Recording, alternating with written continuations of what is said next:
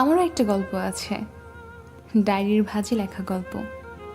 এই গল্পের শ্রোতা অনেক, সবাই একটু একটু জানে। অনেকে সান্ত্বনা দিয়েছে, বুঝিয়েছে। অনেকদিন পর তারা অদ্ভুতভাবে চুপও হয়ে গেছে।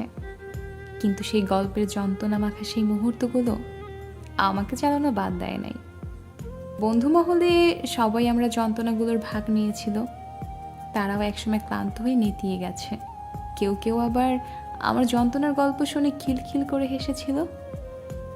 আবার কেউ কেউ মলম হয়ে ক্ষত সরাতে এসেছিল। তবে চিরস্থায়ী হয় না কেউ, আবার হয়ও নি। শুধু আমার কষ্টগুলো ছাড়া সবাই আমাকে ছেড়ে চলে গেছে। এই যে যারা বলে সবাই ছেড়ে চলে যায়, তারা ভুল বলে। কই, আমার কষ্টগুলো তো আমায় ছেড়ে যায়নি।